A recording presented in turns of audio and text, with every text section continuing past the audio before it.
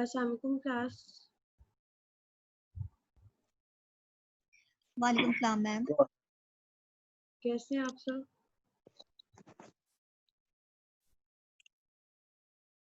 Hello अस्सलाम वालेकुम। जी, अस्सलाम वालेकुम। वालेकुम।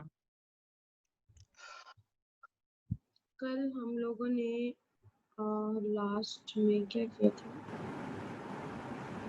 फेमिनिज्म हमारा कंप्लीट हो गया। जी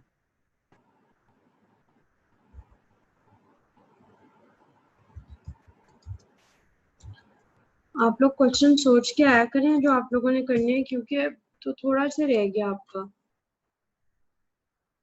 मैं एक दफा ये आपको करा दूंगी, उसके बाद तो आपका पार्ट रह जाएगा। लाइक आप करेंगे तो उसके बाद ही हम आगे जा सकेंगे। ये आपके सामने स्क्रीन शो हो रही है। जी और ये मैं सकता हूँ। हम लोगों ने कल किया था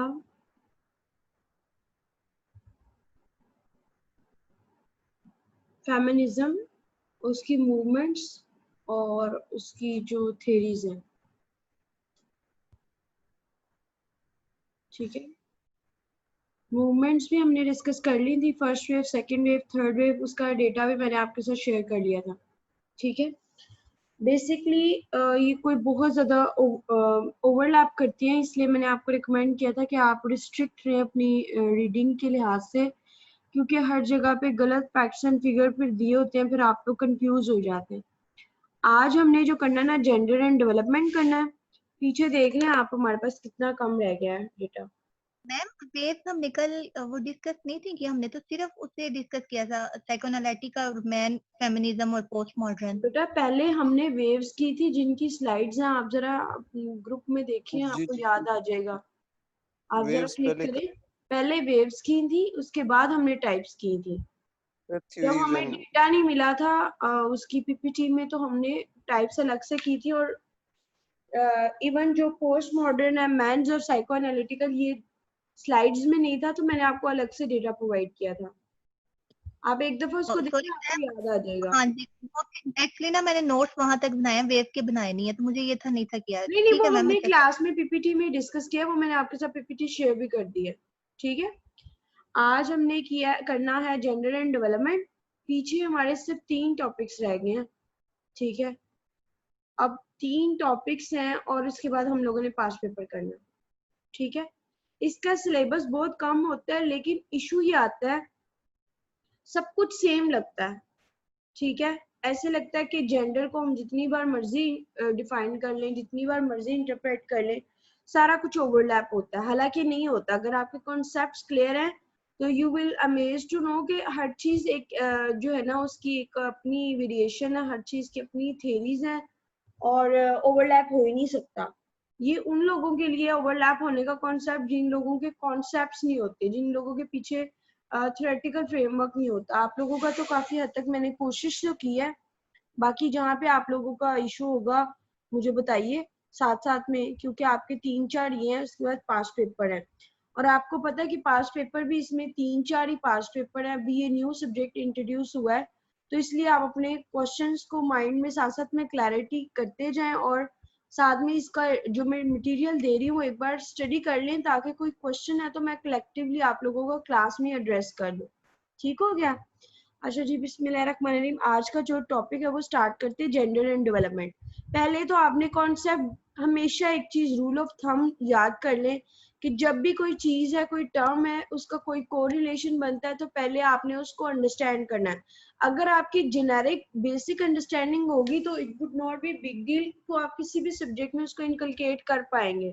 ठीक है, जैसे मैंने कल आपको सोशलिज्म की फेमिनिज्म बताई थी, साइको एनालिटिकल बताए थे, वो टर्म्स अगर आप खुद से क्वांटिफाई कर लो ना, अगर उन टर्म्स को ही अंडरस्टैंड कर लो, तो it is not a big deal. तो आपको बाकी चीजें खुद ब खुद समझ आना शुरू हो जाती। इसी तरह से जेंडर एंड डेवलपमेंट है, पहले तो you need to understand what is meant by development.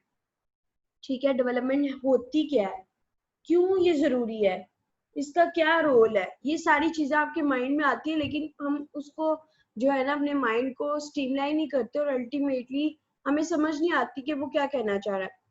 Development basically वो चीज होती है, it is the sort of progression. Development में आप आगे चलते हैं, मतलब आप ये देखते हैं कि आपका जो गुजरा हुआ कल है वो आज से, मतलब गुजरा हुआ कल जो भी हो गया, प्रेजेंट और फ्यूचर उससे बेहतर होना चाहिए। ये जब आपका होता है एक्चुअली, कोई नॉमिनल चेंज भी आता है तो हम कहते हैं कि वहां पे डेवलपमेंट हो रही है। डेवलपमेंट की वेरियस टाइप्स हैं, एक होती है रियल डेवलपमेंट, एक होती है नॉमिनल डेवलपमेंट। जो रियल डेवलपमेंट है ना, वो ये होती है कि आपका लिविंग स्टैंडर्ड में जिसको कहते हैं ना सिग्निफिकेंट चेंज आता है और जो विजिबल होता है, जो मेजरेबल होता है, as compared to nominal development. Nominal development में जो हमारे ऑफिशियल्स होते हैं, they just projected कि we are developing, they just depicted with the help of facts and figure, or nothing is like everything is in the background। कुछ नहीं पता कि किस बेसिस पे डेवलपमेंट हो रही है, आया हो भी रही है या नहीं हो रही। ठीक है, सो ये डेवलपमेंट का कॉन्सेप्ट है कि डेवलपमेंट क्या होती है, उसकी कितनी टाइप्स हैं। अब क्वेश्चन हाली डेवलपमेंट तो कुछ भी नहीं है ना, उसने बोला gender and development. Either gender and development, क्या डेवलपमेंट का जेंडर से कोई फर्क पड़ता है? बिल्कुल पड़ता है, आंसर इज यस। अच्छा कैसे? पहले तो यू नीड टू अंडरस्टैंड कि इनका कोरिलेशन क्या है। जेंडर और डेवलपमेंट का जो कोरिलेशन बनता है वो ये कि they are directly proportionate to each other. अगर एक जेंडर, उसके अंदर मतलब एक जेंडर अच्छा परफॉर्म कर रहा है, उसकी कंट्रीब्यूशन है सोसाइटी में in any form, either in the qualitative level और इन द क्वांटिटेटिव लेवल, तो उससे क्या होता है कि आपका एक पॉजिटिव डायरेक्ट कोरिलेशन की वजह से सोसाइटी में चेंज आता है, इंडिविजुअल लाइफ में चेंज आता है, नेशनल लेवल पे चेंज आता है, डिफरेंट लेवल्स होते हैं ना। इसी तरह से जेंडर को देखा गया है कि जैसे हमारे फाउंडर ने बोला है कि चूंकि 50% से ज्यादा फीमेल्स हैं, तो अगर हमें उनको डेवलपमेंट के साथ मेन स्ट्रीम कर दिया जाए तो we can progress by leaps and bounds in a very short span of time.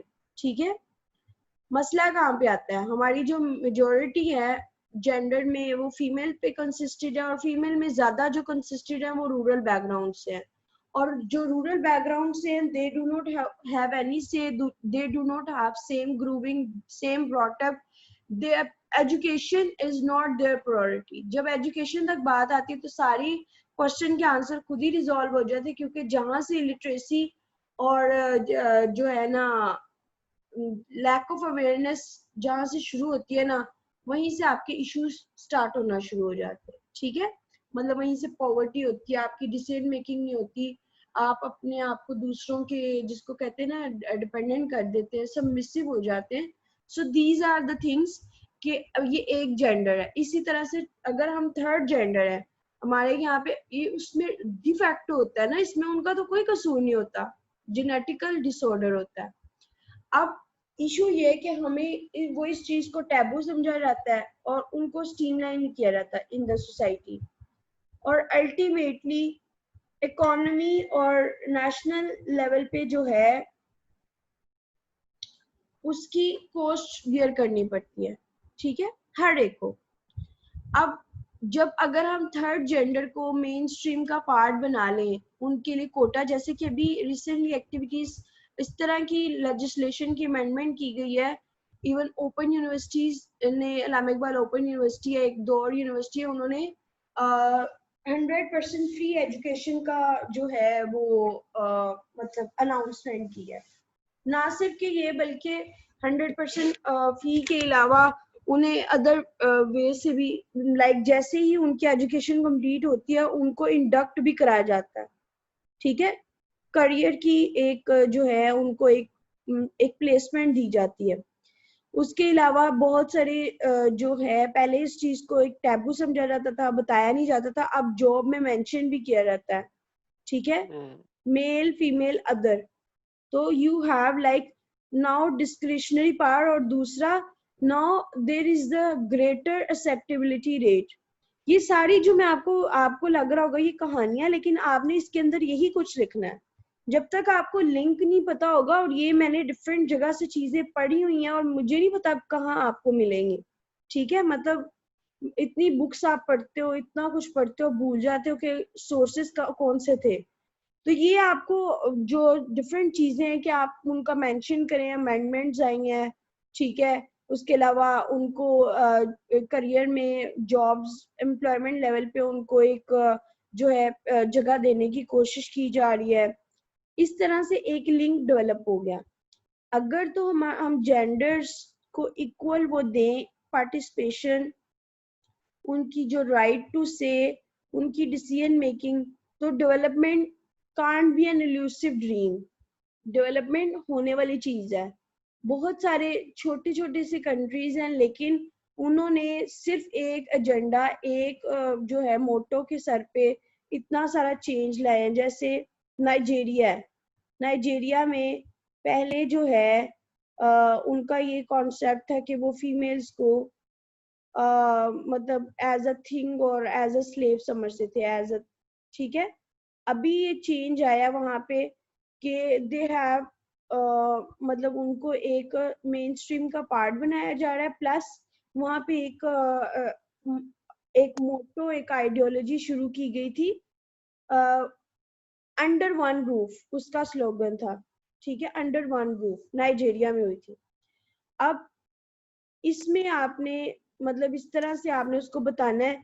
अब उसके बाद उन्होंने मेजर किया परफॉर्मेंस, तो they have seen the ट्रेमेंडस change in their economy. सिर्फ एक मोटो, एक अवेयरनेस, एक स्लैंग की वजह से वहां पे माइंडसेट चेंज करने की कोशिश की गई है, ठीक है। यहाँ तक कॉन्सेप्ट क्लियर हो गया जेंडर एंड डेवलपमेंट है क्या।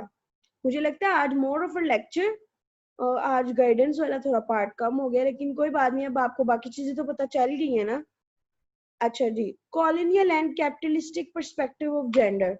अच्छा, दो जो है ना, आपको जिंदगी में जब आप सीएसएस करें, दो टर्म से बार बार वास्ता पड़ेगा, कम्युनिज्म और कैपिटलिज्म, ठीक है।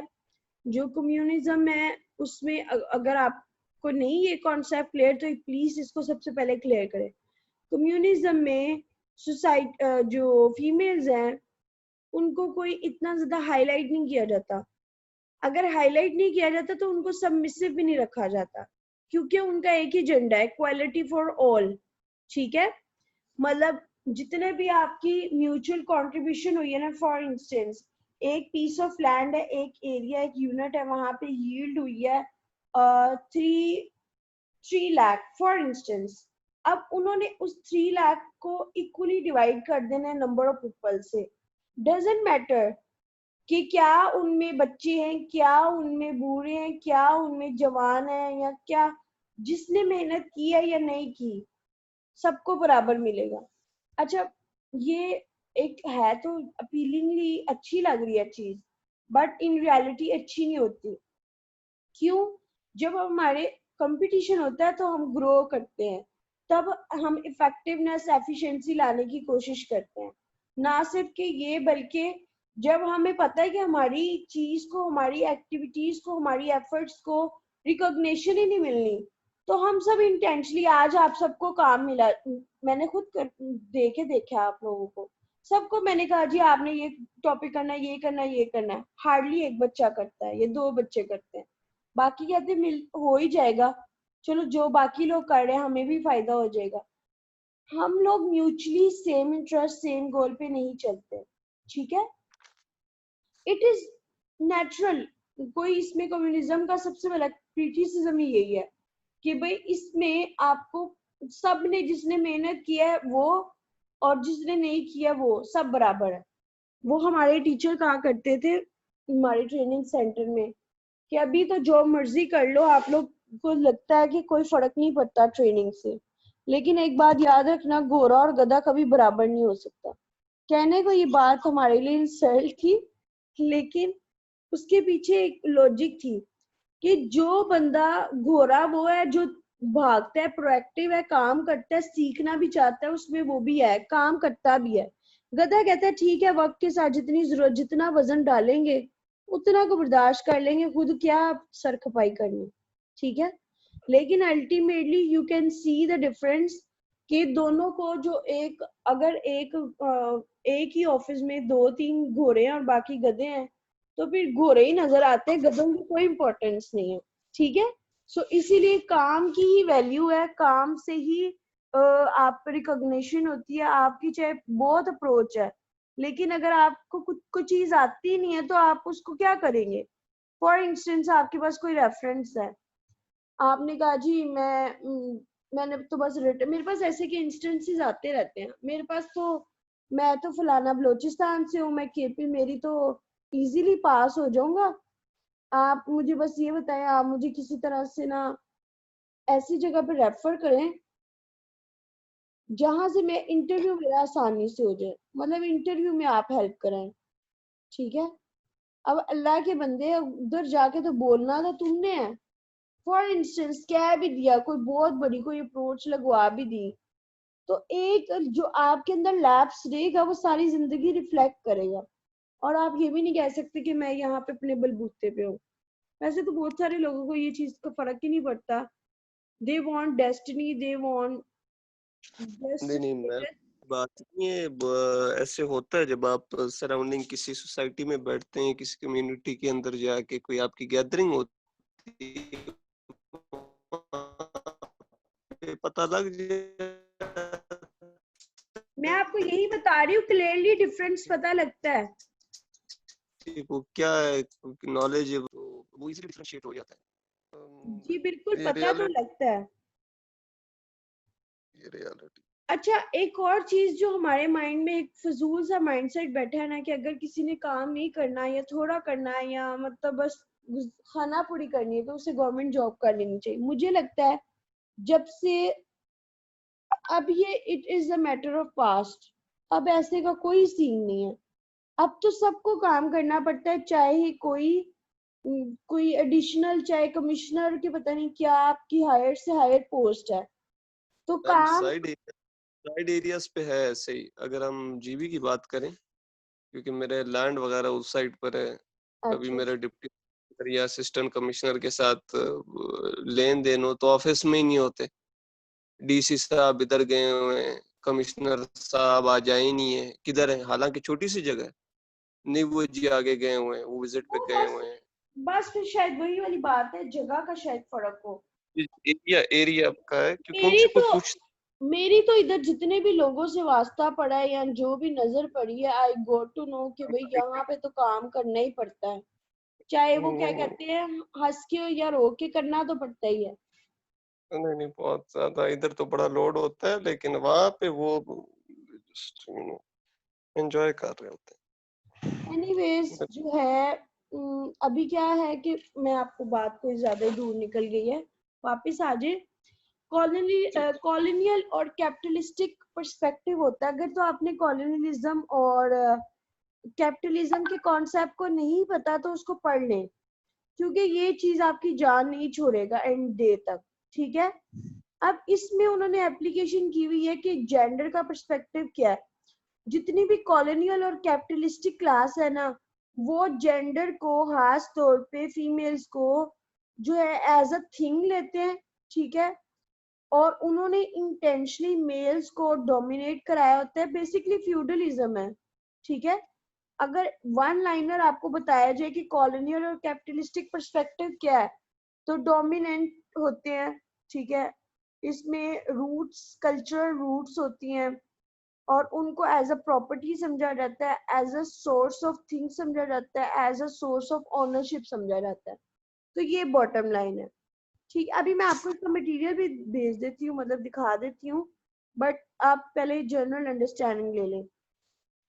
अच्छा जी, इसके बाद आ जाता है gender analysis of development theories. अब ये थेरीज हैं जेंडर की डेवलपमेंट की, बेसिकली एनालिसिस किया हुआ है कि कौन कौन से एरियाज में जो है किसकी कितनी कंट्रीब्यूशन है डेवलपमेंट के लिहाज से, और मजीद कैसे एडअप किया जाता है। इससे रिलेटेड 3 से 4 थेरीज हैं।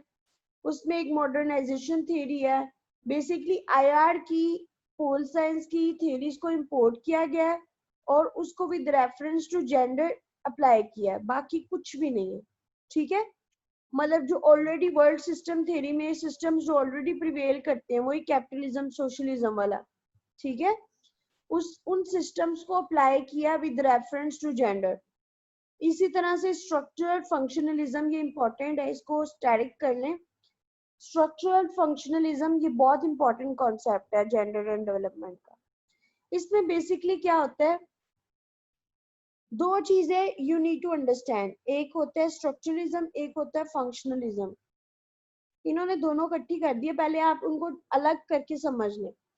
फंक्शनलिज्म क्या होता है, मिसाल के तौर पे ये एक रूम है जहां पे मैं बैठी हूँ, इसको मैंने डिवाइड करना है, इसकी कुछ एक्टिविटीज फंक्शनल होंगी और कुछ जो होंगी स्ट्रक्चरल होंगी। जो फंक्शनल है, लाइक एक पंखा तो लगा हुआ है, केसी तो लगा हुआ है, स्ट्रक्चर का पार्ट है, ठीक है, लेकिन उसका फंक्शन क्या है, वो हवा दे रहा है, वो जो है कूलिंग इफेक्ट दे रहा है, फंक्शन क्या परफॉर्म कर रहा है, ठीक है। स्ट्रक्चर तो ऑलरेडी इन प्लेस है ना। अब एसी स्पेशली तो बाहर से उठा के ला के लगाने से रहे, एक कुछ चीजें होती हैं जो मतलब इम्बेडेड होती हैं। इसी तरह से हमारे जो एथिक्स होते हैं, मोरल्स होते हैं, जो वैल्यूज होती हैं, वो हमारे कल्चर में इम्बेडेड होते हैं, हम चाह के भी नहीं निकाल सकते, ठीक है। वो क्या है, स्ट्रक्चर का पार्ट है, उनको तो कोई नहीं निकाल सकता, but we can change function, ठीक है। पहले मेल्स का क्या फंक्शन था, अब चेंज हो रहा है तो क्या हो रहा है, कौन इसको एडअप करा रहा है, कौन इसको चेंज करा रहा है, ये सारी चीजें इसमें आ जाएगा। पहले तो आपने कॉन्सेप्ट जो क्लियर करना है ना, फंक्शनलिज्म और स्ट्रक्चरलिज्म पे है, कि ये मैं आपको आसान लफ्जों में इसलिए बता रही ताकि आपको चीजें याद रहे और बाद में बस आपने जेंडर पे अप्लाई करना है, कुछ भी नहीं और करना। ये एक रूम है, उसमें जो वॉल्स हैं उसका क्या काम है, ठीक है, उनका काम है सपोर्ट करना रूफ को, ठीक है।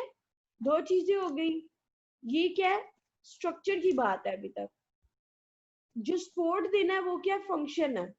इसी तरह से सोसाइटी में जो जेंडर है, जेंडर कोई आज थोड़ी डेवलप हुआ है, थर्ड जेंडर आज कोई न्यू पैदा हुए हैं, पहले से हमेशा से रहे हैं, कुदरत का कानून है, इसमें कौन सी वो है, क्या टैबू वाली बात है। लेकिन अभी what they are trying to change, ये जेंडर स्टडीज के बाद अवेयरनेस के थ्रू, कि there is a structure flow जो जेंडर्स में एग्जिस्ट करता है, in the form of lesbian, in the form of gays, in the form of third gender, whatever जो भी आपके माइंड में है, ठीक है। वो सारे हमारे जो है माल फंक्शनिंग है ऑफ जेंडर्स, और हम लोग स्ट्रक्चरल फंक्शनलिज्म के थ्रू डेवलपमेंट लाने के लिए सबको मेन स्ट्रीम करते हैं, सबको उनका ड्यू पार्ट देते हैं और उसको उनका रोल्स असाइन कर देते हैं, उनको एनालाइज करके, मतलब कौन किस काम में अच्छा है, ठीक है।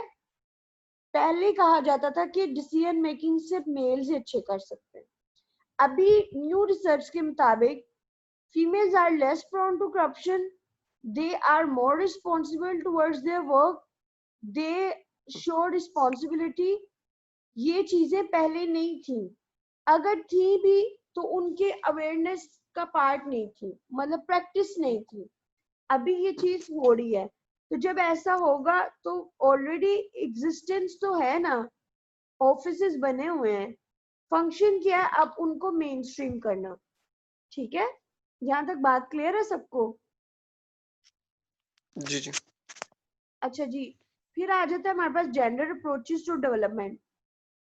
अब ये 3 अप्रोचेस हैं, ये बेसिकली एसडीजी से निकले। अगर आपको नहीं पता एसडीजीज एमडीजीज का तो प्लीज डू स्टडी। ये जो मैं टर्म्स आपको बता रही हूँ साइट पे लिखा करें और उसको क्लास के बाद देखा करें, क्योंकि ये बेसिक कॉन्सेप्ट्स हैं, आपके कॉन्सेप्ट क्लियर होने चाहिए। एमडीजीज जो है बेसिकली 15 इयर्स के लिए एज ए एक्सपेरिमेंट अप्लाई किए गए थे, उनमें से कुछ गोल्स तो हुए लेकिन नहायत ही उनकी जो परफॉर्मेंस थी कम थी। दे हैव ट्राइड अगेन, अब उन्होंने 15 डेज के एक्सपायर होने के बाद, 15 इयर्स के एक्सपायर होने के बाद अब उन्होंने एसडीजीज अप्लाई किए हैं, और ये यूएनओ का डिपार्टमेंट है, वो डेवलपमेंट को हार्मोनाइज करने के लिए सब जो उसकी 193 मेंबर कंट्रीज हैं उनको ये लाइबल करता है, उनको फंडिंग प्रोवाइड करता है, ताकि वो ये एरियाज में ये कीवर्ड्स में डेवलपमेंट का और रोल प्ले कर सके। डेवलपमेंट गोल्स की बात करी हमने। एसडीजीज और एमडीजीज की बात करें। वो सस्टेनेबल डेवलपमेंट गोल्स आ गए ना। जी जी बिल्कुल वही बात है, एसडीजीज सस्टेनेबल अच्छा, डेवलपमेंट गोल। जी। अब जो उन्होंने उसका स्केल है, पहले बहुत ज्यादा क्वांटिफाइड नहीं थे, पहले वेग थे, एम्बिशियस थे, ऐसे के गोल्स थे जो कि रियलिस्टिकली प्रैक्टिकली डूएबल नहीं थे। अभी उन्होंने चेंज किया है, अभी उन्होंने एसडीजीज को क्वांटिफाइबल किया है, प्लस उन्होंने उसको डाइसेक्ट किया, गोल्स छोटे छोटे बनाए हैं और इस तरह से एक्टिविटीज की हैं। लेट्स सी, अभी तो फ्यू इयर्स हुए हैं। अच्छा जी, जेंडर एंड डेवलपमेंट में, अच्छा ये 3 कॉन्सेप्ट अगेन ये बहुत इंपॉर्टेंट है। अगर आप हाल ही जो मेरी बातें सुन रहे हैं ना, यही भी लिख देंगे ना, तो आपका पर्पस सर्व हो जाएगा। ठीक है, बाकी बस किसने दी है, क्या उसका मोटो है, 2-2 3-3 लाइनें आप पढ़ लेंगे तो आपका काम हो जाएगा। कॉन्सेप्ट क्लियर हो गया ना, मसला हमारा आता है कॉन्सेप्ट्स का, हमारे कॉन्सेप्ट्स नहीं क्लियर होते। अच्छा जी, women in development, women in development आप कहेंगी ये तो सारे बहन भाई लग रहे हैं, अब इनमें फर्क क्या है? ठीक है, फर्क है। अब जो लोग कहते हैं ना हमें प्रेपोजिशन की समझ नहीं लगती, आज उन्हें समझ आ जाएगी। Women in development, women and development, gender and development, पहले 1 बाय 1 करके अंडरस्टैंड करें। वुमेन इन डेवलपमेंट, डेवलपमेंट का ऑलरेडी जो 5 ईयर प्लान्स बनते थे ना, ये कोई नई बात नहीं है। ठीक है, हमेशा से गोरों का तो खास तौर पे वो 50-50 साल की प्लानिंग करते हैं, एक जो ब्लूप्रिंट्स बनाते हैं डेवलपमेंट के लिए। अब वो कह रहे हैं जो ऑलरेडी एग्जिस्टिंग डेवलपमेंट का जो रोड मैप चल रहा है ना, उसमें वुमेन की पार्टिसिपेशन को इंश्योर किया जाए। ठीक है, मतलब डेवलपमेंट को टच नहीं किया, वो अपनी स्मूथ उसी में जाएगी, इंटरफेरेंस कराई वुमेन की। ठीक है, मतलब मिसाल के तौर पे स्कूल्स जो बने हुए ना 10 ही रहेंगे, डेवलपमेंट का प्लान यही था 10 होंगे। अब फर्क क्या है कि उन स्कूल में अगर पहले मेल्स का 5 मेल के थे, 5 फीमेल के थे, जस्ट अब आपने इंश्योर कराना है कि जो बाकी बॉयज की भी 5 है ना, उनमें भी कुछ प्रोपोर्शन फीमेल्स का हो, मतलब उनकी प्रेजेंस, स्कूल 10 ही बनेंगे, बस उनकी जो प्रेजेंस है वो मेक श्योर कराई जाए, प्लस उनकी जो है उन फैसिलिटेट करने के लिए काम किया जाए।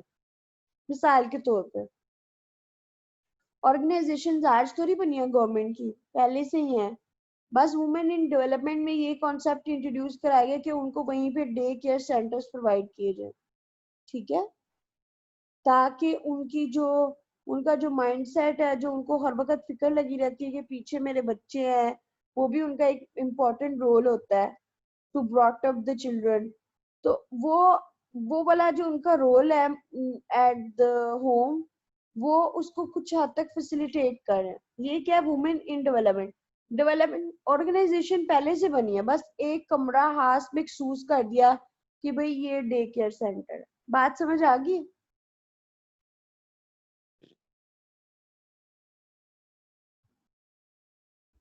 यस और नो? जी जी मैम। अच्छा, इसके ऑपोजिट है वुमेन एंड डेवलपमेंट। इसमें कहते इसके हैं कि ऑपोजिट। भाई ऑपोजिट है, वो कहते हैं बहुत हो गई ड्रामेबाजी, डेवलपमेंट के अंदर ही उनको मेन स्ट्रीम करना है। ऐसा करें, आपके पास 2 गोल हैं, आपने डेवलपमेंट के गोल्स को अलग ही रखना है। ठीक है, अब मजीद ये काम करना है कि आपने मजीद एक्शंस लेने हैं, स्टेप्स लेने हैं वुमेन्स के लिए। मिसाल के तौर पे अगर 10 स्कूल पहले ही थे, तो आपने 5 मजीद बनाने हैं फीमेल्स के लिए, 10 की तो जनरल डेवलपमेंट हो गई ना। जो 5 मजीद करेंगे वो इंडिविजुअल आइसोलेशन में for the direction for the sake of women है। ठीक है, इसी तरह से आपने जो उनकी इंडक्शन है, पहले आपका टारगेट ये था कि ओवरऑल डेवलपमेंट के लिए इतने परसेंटेज जो है फीमेल्स को इंडक्ट कराना है, उनका टर्न आउट जो रेशियो है वो कम नहीं होने देनी। वुमेन इन डेवलपमेंट का अब ये गोल है कि जो डेवलपमेंट का ऑलरेडी गोल चल रहा है हमें उससे कोई कंसर्न नहीं, हमने वुमेन सेंट्रिक एक्टिविटीज पहले से लेनी है। मिसाल के तौर पे पहले तो हम ये कह रहे थे ना, जो ऑलरेडी एग्जिस्टिंग ऑर्गेनाइजेशन है उनमें एक डे केयर बना दो। वो कहते हैं क्यों, आपके पास बजट है, आपके पास लॉ मेकिंग है। पहले तो आप लॉ मेकिंग बॉडीज में एक हेड अगर मेल है तो एक फीमेल भी होनी चाहिए, इक्वल रिप्रेजेंटेशन होनी चाहिए। ये कॉन्सेप्ट किसका है, वुमेन एंड डेवलपमेंट। दूसरा वो ये कहते हैं कि बहुत हो गया आपने उनके साथ वो कर लिया, अब आइसोलेशन में आप काम करें। ठीक है, जहां पे उनको चाहिए, अगर उनको लीव्स चाहिए वो दें। अब उस चीज को रिस्ट्रिक्ट ना करें कि भी ये डेवलपमेंट का पार्ट, ये प्रोग्रेस है, इसको इवॉल्व होने में इतना टाइम लगेगा, ये यूनिवर्सिटी इस ईयर में बनेगी, हम एडवांस में क्यों बनाए। वो कहते हैं इन दोनों का ग्राफ अलग अलग है। ठीक है, आपने डेवलपमेंट को आइसोलेशन में लेना है और वुमेन को आइसोलेशन में लेना है। अब जब इन दोनों को इकट्ठे करेंगे तो ऑब्वियसली 1 + 1 2, तो हमारे पास प्रोडक्टिविटी ज्यादा हो जाएगी। यानी कि वुमेन के लिए सेपरेट बेस बढ़ानी चाहिए हर एक सेक्टर में। उनको मिसाल के तौर पे पहले जो फीमेल्स थी 50 काम करती थी, तो अब आपका टारगेट होना चाहिए आपने 80 लोगों को इंडक्ट कराना। ठीक है, जब आप 30 मजीद करेंगे तो ये नेचुरली डेवलपमेंट का पार्ट हो जाएगा एवोल्यूशनरी प्रोसेस के थ्रू। ठीक है, एवोल्यूशन। अच्छा जी, वो कहते हैं जी ये तो दोनों फ्लॉप हो गए प्लान, हमने डेवलपमेंट को भी देखा, दोनों प्लान फ्लॉप हो गए ना, WID दोनों फ्लॉप हो गए। अब वो फिर सोच विचार में चले गए भाई ये तो नहीं सही रहा। जब हम डेवलपमेंट ऑलरेडी एग्जिस्टिंग गोल्स में वुमेन्स को शामिल करते थे तब भी कोई खातिर हुआ कोई आउटपुट नहीं नजर आई। अभी हमने अलग से उनको हर चीज में अलग अलग उनको स्टेटस दिया, लाइक स्कॉलरशिप्स हैं तो उनके लिए डबल की, डेवलपमेंट का जो भी था सीन उसको बीच में इंटरफेरेंस नहीं होने दी। वो कहते हैं मसला कहाँ पे आ रहा है, मसला ये आता है जहां पे भी डिफरेंस हो ना, डिस्क्रिमिनेशन हो, वहां पे हमेशा कॉन्फ्लिक्ट्स होते हैं, कॉन्फ्लिक्ट से लड़ाई होती है, मतलब एक सरफेस पे नहीं होता, रूट्स में होती है। ठीक है, फ्लो है ना आपका। अब उन्होंने एक न्यू कॉन्सेप्ट इंट्रोड्यूस करा, जेंडर एंड डेवलपमेंट। ठीक है, इसमें उन्होंने कहा वुमेन शुमन छोड़ो जो भी है, फिर जेंडर को टारगेट करो, उसमें मेल भी आ जाएंगे उनके भी कंसर्न नहीं होंगे, थर्ड जेंडर भी आ जाएंगे उनके भी कंसर्न नहीं होंगे, और ऑब्वियसली जब जेंडर है तो वुमेन भी कहीं ना कहीं आ ही जाएगी। अब इनका जो एजेंडा है वो है जेंडर एंड डेवलपमेंट, कि सबके लिए काम करो। अब ठीक है,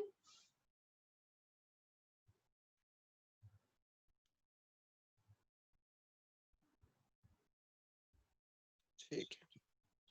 अच्छा जी, लास्ट में उसने कहा gender critique of structural adjustment policies. ये आपको पढ़नी पड़ेंगी, मैं आपको अंडरस्टैंडिंग बता देती हूँ। क्रिटिसिज्म में हमेशा आपको कुछ प्लसेस होते हैं, कुछ उसके माइनसेस होते हैं, नेगेटिव प्रोज एंड कॉन्स होते हैं। जब आप वो दोनों बता दे तो आप कहते हो कि आपने पर्टिकुलर कॉन्सेप्ट की क्रिटिक की है। सही है, अब gender critique of structural adjustment policies. Structural adjustment policies क्या, मिसाल के तौर पर अभी भी हमारा ये माइंडसेट है, हम इतने बड़ी ऑर्गेनाइजेशन में काम कर रहे हैं और अभी भी वहां पे फीमेल एम्प्लॉयर्स बनाए गए हैं। ठीक है,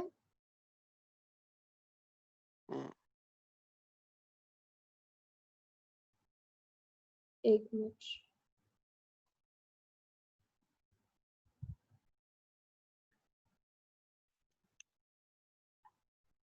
बस एक मिनट दो मिनट। मुझे ना एक्चुअली में आज बहुत शदीद हेडेक थी, लेकिन आपको लेकिन आपको फील नहीं हुआ होगा, ये तो बस मुझे ही पता है। अच्छा जी, gender critique of structural adjustment policies मैं आपको बताने लगी थी कि देखिए इतनी बड़ी ऑर्गेनाइजेशन में हम काम कर रहे हैं, अभी भी माइंडसेट ये है कि वहां पे फीमेल्स को उनकी पर्सनल स्पेस चाहिए। वहां पे फीमेल इंक्लोयर वुमेन इंक्लोयर्स बने हुए हैं, मतलब सेपरेशन, एक ही डिपार्टमेंट में एक ही फ्लोर पे फीमेल्स को एडजस्ट कराने के लिए एक अलग सा कॉर्नर दिया उनको, ताकि उनकी प्राइवेसी डिस्टर्ब ना हो, ताकि उनको एडजस्ट होने में इश्यूज ना हो। उसकी वजह क्या है आपको पता है? ये क्रिटिक में आप लिख सकते हैं, क्योंकि फीमेल्स को जो फियर्स हैं, जो थ्रेट्स हैं, वो अपने काउंटर पार्ट से हैं, ठीक है, मतलब जो उनके मेल काउंटर पार्ट्स हैं, उनको ये नहीं कि वो घर से तो वो आ गई हैं, उनको एडजस्टमेंट के इस लिहाज से इश्यूज नहीं होते, पर्सनल इश्यूज Harassment नहीं होते। जी बिल्कुल, हरासमेंट यू कैन से। उनको उनकी पर्सनल स्पेस वो नहीं मिलती, मतलब उस उनको इतना फ्रीली मूवमेंट नहीं दी जाती।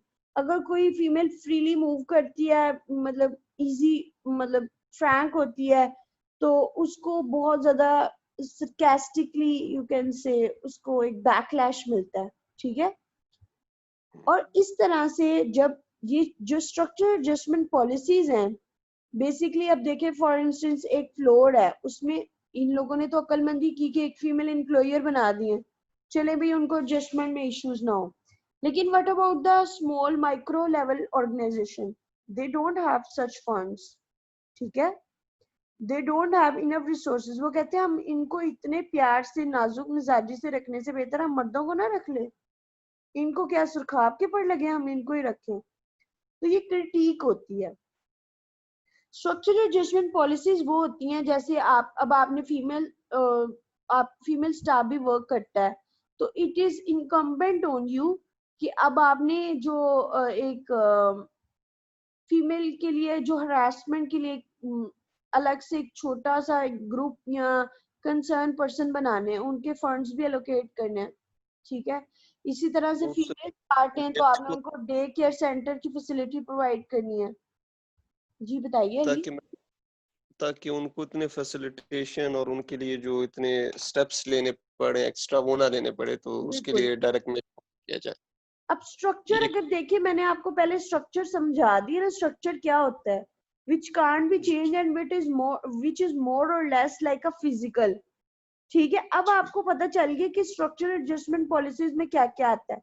जुबानी कलामी बातें हमें सब पता है कि स्ट्रक्चर एडजस्टमेंट में क्या आ जाता है।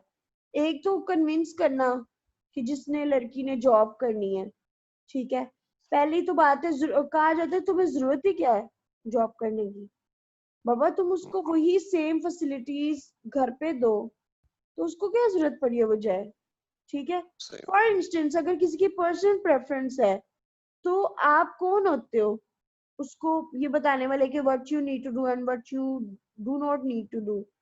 सो ये एक अभी तक माइंडसेट प्रिवेल करता है। अच्छा।